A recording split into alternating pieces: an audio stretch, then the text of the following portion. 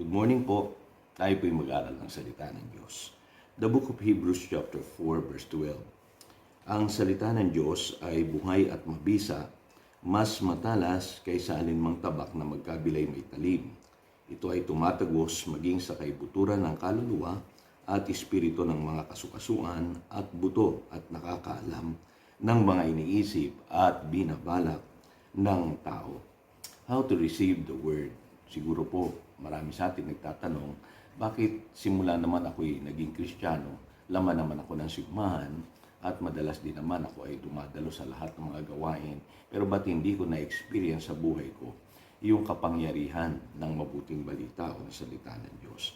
Alam niyo po ba na ang salita ng Diyos ay dapat magkaroon po ng impact sa ating pong spirit, soul, and body? Ganyan po ang pagkakadesign ng salita ng Diyos. Yung pong sinasabi ng Hebrews chapter 4, verse 12. Napakahalaga po na dapat ma-dominate po ng salita ng Diyos yung ating pong spirit, soul, and body. Kaya lamang po, bakit hindi po yan nangyayari? Now, in the book of Hebrews din po, chapter 4, verse 2, nandiyan po yung unang kadahilanan. Sabi po rito, sapagkat tulad nila ay napakinggan din natin ang magandang balita, ngunit hindi nila pinakinabangan ang balitang kanilang narinig dahil hindi nila ito tinanggap ng may pananampalataya. So, yung simplicity of believing.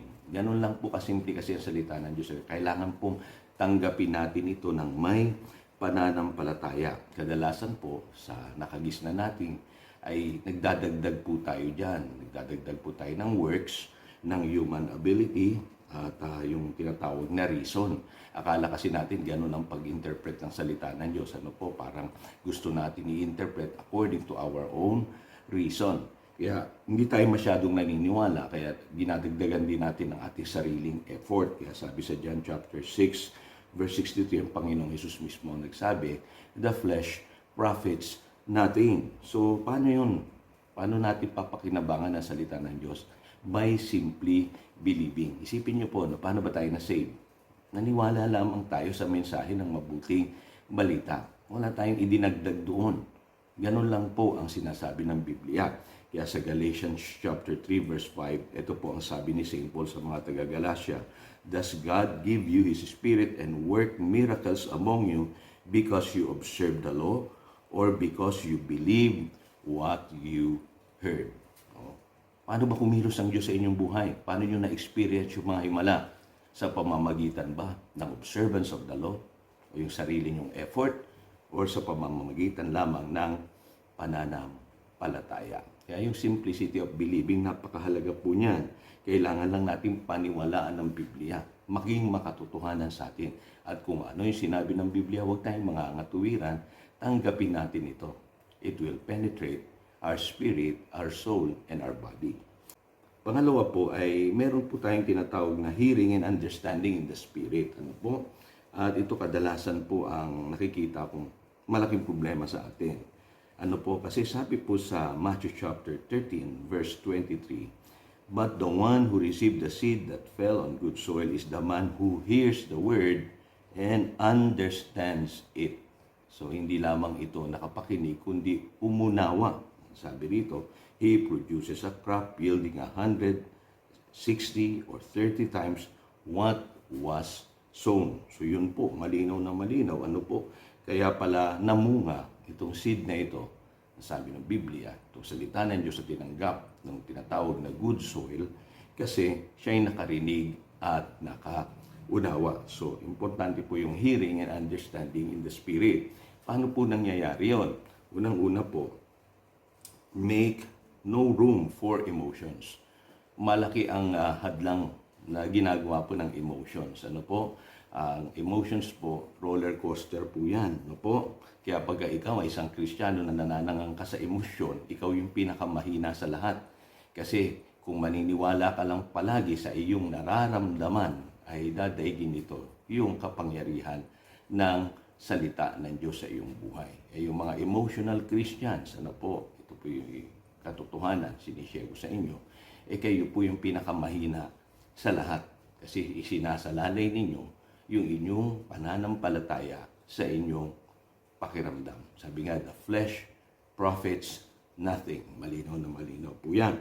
Kaya unang-una po, huwag nating isalalay sa emosyon yung ating pong pananampalataya. Number two, no po, circumstances. Yung nabubuhay lamang tayo when the conditions are right, kala natin yun yung tamang pananampalataya o pakiramdam na pwede tayong makakilos, no? At maka-experience ng presensya ng Diyos sa ating mga buhay. Ay, ang conditions po ng buhay, ayan po yung atakihin ni Satanas eh. Magpapadala po siya ng trials, yung tinatawag pong pressures and pleasures of life. Kaya pag dumating yan sa isang tao, maraming tao, madaling mawalan ng pananampalataya.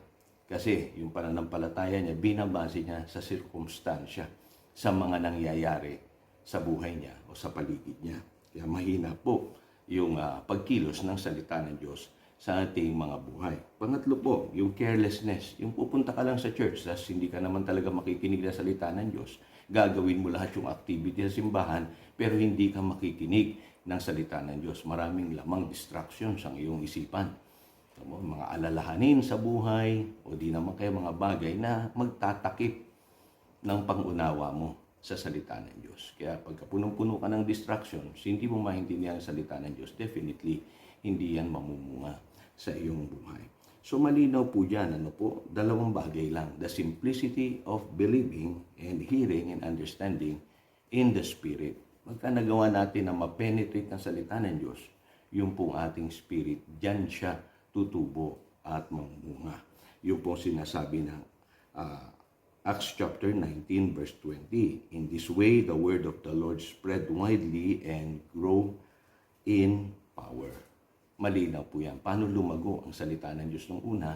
Sa pamamagitan lamang po nitong dalawang bagay na binanggit ko.